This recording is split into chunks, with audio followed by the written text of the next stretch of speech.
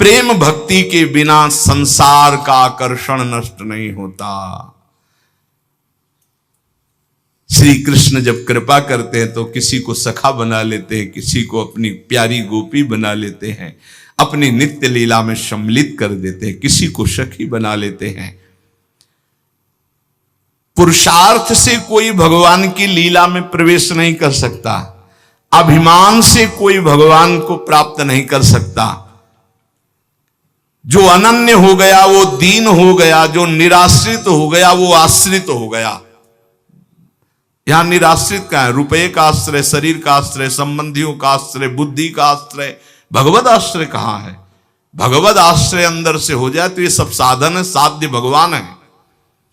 जिसको अंदर से है कि मैं अपने पुरुषार्थ से भगवान को नहीं प्राप्त कर सकता, भगवान की कृपा से प्राप्त कर सकता, और रात दिन भजन करता है पर पुरुषार्थ का अभिमान नहीं, वो भगवत प्राप्ति कर लेता है।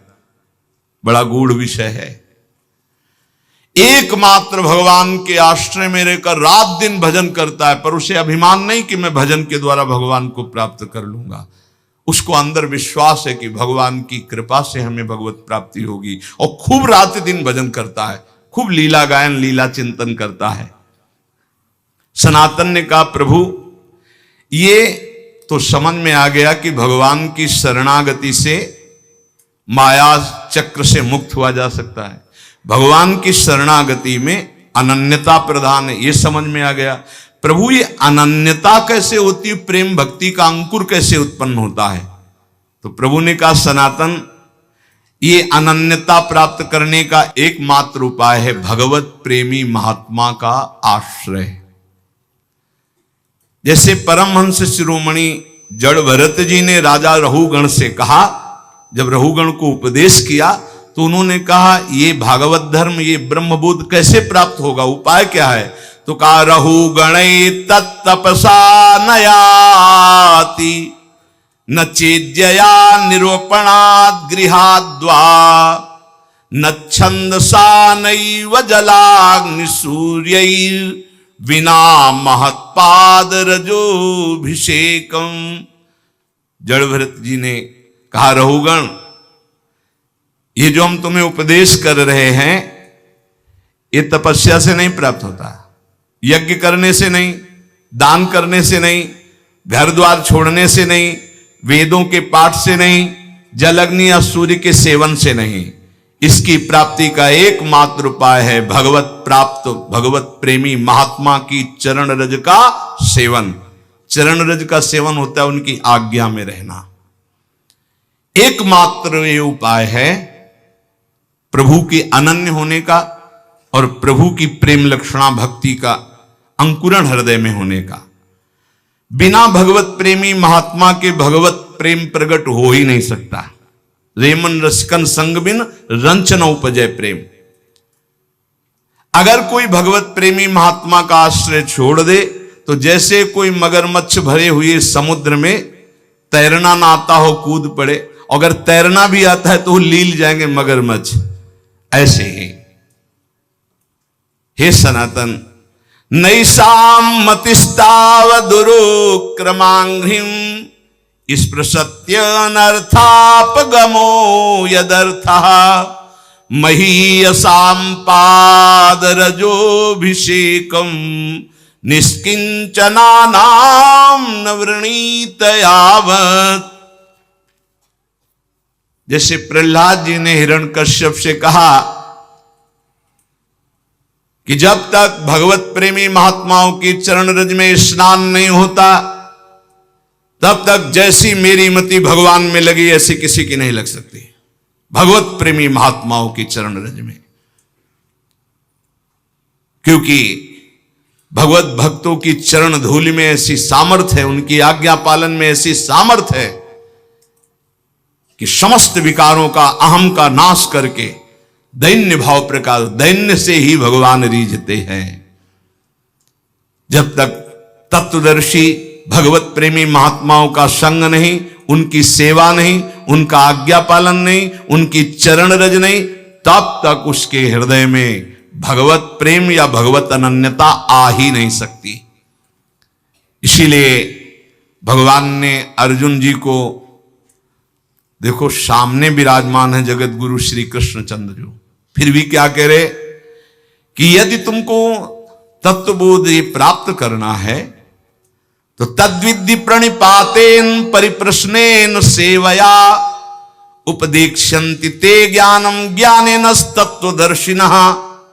अर्जुन, तुम तत्वज्ञानी महात्माओं के पास जाओ, साष्टांग प्रणाम करो और कपट न रखते हुए दैन्य भाव से उनसे प्रश्न करो, विनीत भाव से, तब वो तुम्हें महात्मागण उनका उपदेश करेंगे।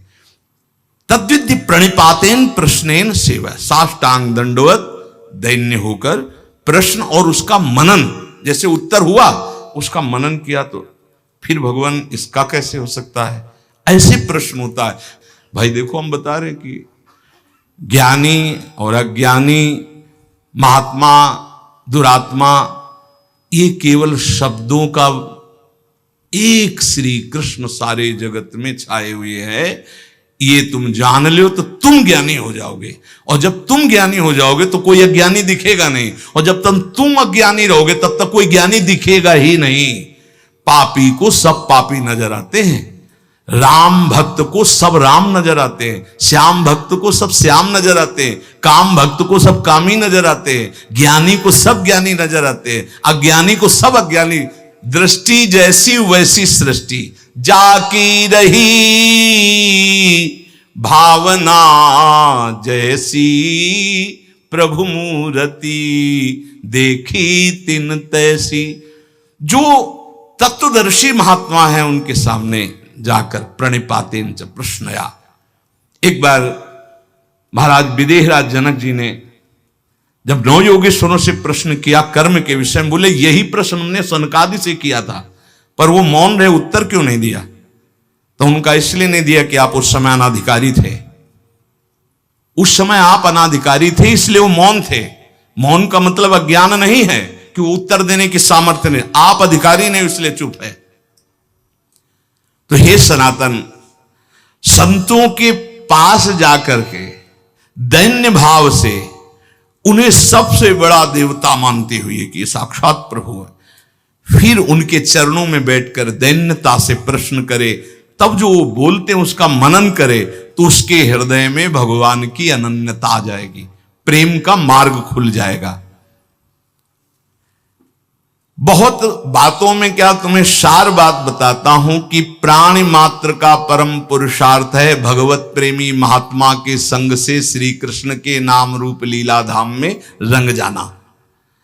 परम आराध्य प्रभु वृंदावन चंद्र ये पुरुषार्थ को नहीं देखते हैं, ये अपने आश्रय और अनन्यता को देखते हैं। ये बड़ी तसल्ली वाली बात है। ये पुरुषार्थ नहीं देखते तुम कितने बड़े तपस्वी हो, कितने, ये मेरा है बस। अवगुण करे समुद्र सम प्रियाजू का स्वभाव, गणत ना अपनो जा, ये मेरा है। अनन्य भाव जो संसार के संबंधों से आंतरिक मुख मोड़कर पतित पावन प्रभु की आराधना करता है, वो इस संसार समुद्र से मुक्त हो जाता है। सर्व शास्त्रों को मथ करके ये तुम्हें सार बात बता रहे हैं। क्या? आराध्यो भगवान ब्रजेस्तनयस्तद्धाम वृंदावनम रम्या काचिद उपासना ब्रजवधूर वर्गेण या कल्पिता। श्रीमद् भागवतम प्रमाणम अमलम प्रेमा पुमार्थो महान श्री चैतन्य महाप्रभुर मतमिदम तत्राग्रहो ना परा। महाप्रभु चैतन्य देव कहते हैं समस्त शास्त्रों का, समस्त संतों का सार मत हम तुम्हें बता रहे।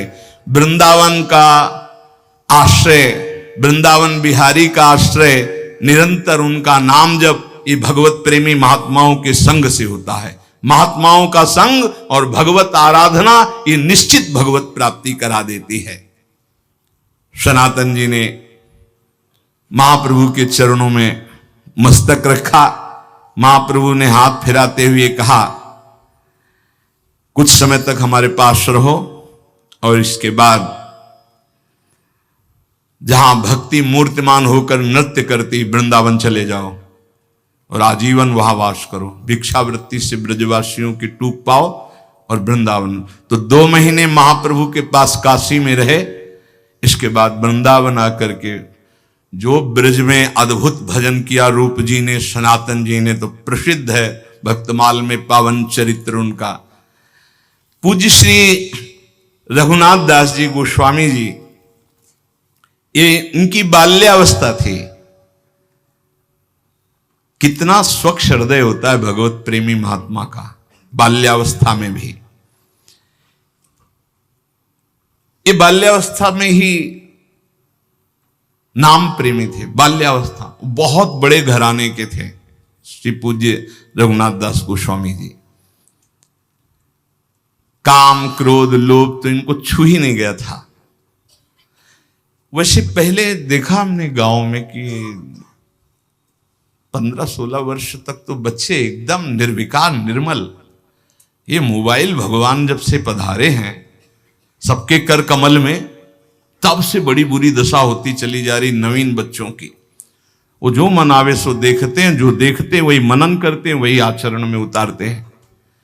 इसीलिए बहुत बुरी तरह जो हमारे जीवन की उन्नति की नींव है वो नष्ट होती चली जा रही नए बच्चों में। 12, 13, 14 वर्ष की अवस्था के बच्चों को सांसारिकता का संपूर्ण ज्ञान, ये है आज के बौद्धिक स्तर की भूमिका। जबकि उनको पढ़ाई में, उनको संयम में, उनको सदाचार में ढलना चाहिए तो उल्टी रीति में ढल रहे हैं। इसीलिए बहुत संकट में हमारी आगे पीढ़ी है। अगर संभली नहीं ना तो बहुत संकटपूर्ण। नए नए 18, 20 वर्ष के बच्चे ड्रग्स का इंजेक्शन लगा रहे हैं। सोचो उनकी क्या जीवन रह गया। अब उसके बिना जी नहीं सकते। और ना वो माता पिता से बताते हैं ना कोई, और वो इतनी बुरी स्थिति को प्राप्त, अब उनको चाहिए, वो उसके लिए वो कुछ भी करने को तैयार है। पहले उनको दोस्तों ने फ्री चखाया, फिर धीरे धीरे वो व्यसनी बन गए। फिर आज समाज में बहुत ये व्यसन, व्यभिचार, छल कपट मानो एक तांडव कर रहा है, और उसे सुख माना जाता है, उसे उन्नति मानी जाती है। पर निर्मलता उन्नति है, निष्कामता उन्नति है, ये लोग नहीं समझ पा रहे। श्री रघुनाथ दास गोस्वामी जी का हृदय बचपन से ही बहुत ही शांत स्वभाव का। उनके घर में भी ठाकुर जी विराजमान थे। जैसे पूजा गृह होते तो बचपन में ही ठाकुर जी के सामने बैठ जाते, और मानो भगवान से बात करते, परम पावन प्रभु से बात करते, प्रभु के चरण स्पर्श करते जो छवि में, और उनका नाम कीर्तन करते। ये होता है पूर्व का कोई ऐसा भजन होता है जो बचपन में अपना रंग दिखाता है।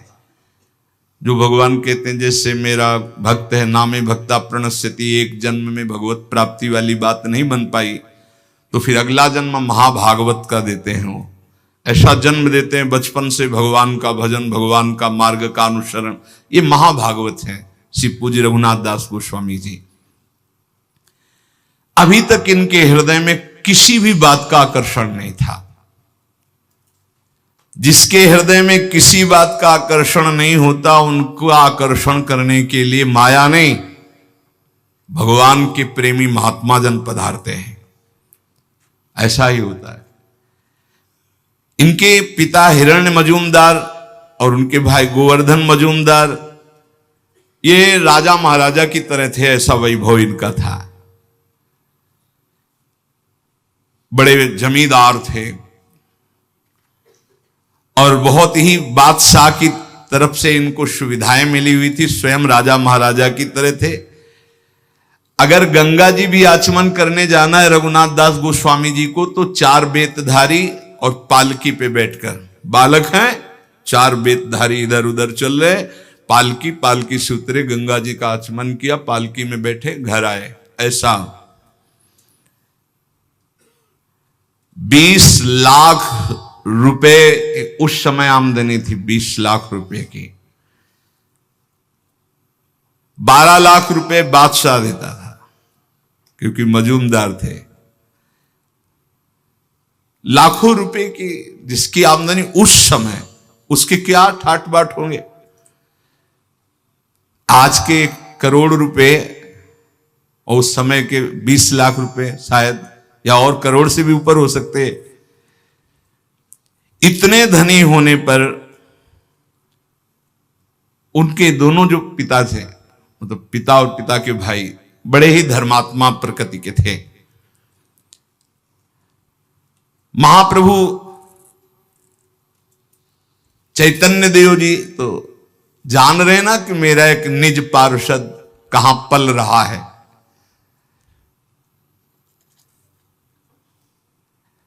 कभी कभी ठाकुर हरिदास जी जब उधर से जाते थे तो उनके यहां जाते थे, वो भक्तों का सम्मान करते थे। हरिदास जी की नाम निष्ठा देखकर रघुनाथ दास जी के नाम में प्रीति हुई थी, तो बचपन से ही कृष्ण कृष्ण कृष्ण। महात्मा रघुनाथ दास जी बाल्यावस्था में इतने तेजस्वी थे कि जो देखता वो लुभायमान हो जाता। लावण्य ऐसा, आकर्षण ऐसा, नाम जप का ऐसा, गंभीर स्वभाव, बहुत कम बोलना, ठीक किसी को उत्तर न देना, क्योंकि नाम जब छूट जाएगा अगर ठीक से ज्यादा बातचीत करेंगे, कम बात करना। बहुत अच्छे कृपा पात्र जन होते हैं जो ज्यादा बातचीत नहीं करते। राधे राधे, कहां जा रहे हो, क्या है, क्यों न राधे राधे भी बोलना, अंदर बोलना है राधे राधे, चुपचाप निकलो, ये संसार है। राधे राधे बोल रहे हैं, हाँ हम अंदर से बोल रहे हैं, तुम बोलो 2 बार, हम हर श्वास बोल रहे हैं राधे राधे, आगे बढ़ो। अगर कोई बड़ा पूज्य आता तो साष्टांग दंडवत करके चुपचाप एक तरफ बैठ जाते। बड़ी नम्रता, मानो स्वर्ण हो और उसमें भी सुगंध हो, ऐसे थे रघुनाथ दास जी। कोई ऐसा नहीं था जो इनको देखकर मोहित ना हो जाए, गले से लगाना ना चाहे बालक। अब तो कुलगुरु बलराम आचार्य को संस्कृत पढ़ाने के लिए रघुनाथ दास जी अपनी जो ग्रंथ पोथी उनको लेकर आचार्य के घर जाते और पोथी रख देते, हरे कृष्ण हरे कृष्ण कृष्ण कृष्ण। नाम में इतनी प्रीति, पढ़ने में रुचि नहीं होती कि इन सब का सार है नाम, बस नाम नहीं। ये देखो बड़े महापुरुषों को होता है, आप अनुकरण ऐसा ना करना कि पढ़ाई के समय तो नाम ही हम जपेंगे और इस समय और अन्य समय उद्दंडता। ये हर समय भगवदानंद में डूबे वाले अवतारी महापुरुष हैं। सरल स्वभाव कोमल प्रकृति पर रघुनाथ दास जी के हृदय में हरिदास जी का बहुत बड़ा प्रभाव पड़ा। नाम प्रेमी जो ठाकुर हरिदास जी, जिनकी पीछे चर्चा सुनी, इसीलिए वो किसी समय भी नाम नहीं छोड़ते थे। बाल्यावस्था में कभी कभी वो गुरुदेव के पढ़ाने पर भी खड़े हो जाते और नाम कीर्तन करने लगते, भावावेश आ जाता। वो देखते रघुनाथ दास जी की नाम प्रियता, मन ही मन सोचते कि ये तो कोई अवतारी पुरुष है जो इतना नाम जापक है। जब उनकी अवस्था थोड़ी बड़ी हुई तो वैभव तो खूब था ही, पर उनका मन किसी भी वैभव भोग में नहीं लगता। उनका हृदय ये लगता कि भागो भागो यहां से। ये ऐसा ही होता है, ये पूर्व का होता है, ये विचारों का नहीं होता है कि उनके विचार आए फिर वैराग्य ले लिया, ऐसा नहीं होता। ये पूर्व की धरोहर होती भजन की, वो भगाते हैं, ऐसा होता है। भागो भगवान की तरफ, भागो भगवान को प्राप्त करो। रघुनाथ दास जी के हृदय में जिधर देखते हो सब काटने को दौड़ता वैभव। भागो, कहां भाग के जाएं, भागो, बस वो अंदर होता है, भागो असरण शरण की शरण में भागो। मन ऐसा व्याकुल हुआ कि स्वच्छंद नाम जप करूं, भिक्षा मांग के पाऊं, भागूं, ऐसा अंदर से आया।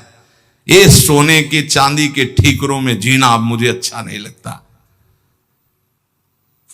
प्राणों की बाजी लगाकर अब इस बार मुझे इस जेल से मुक्त होना है, ये जो धन वैभव की जेल है।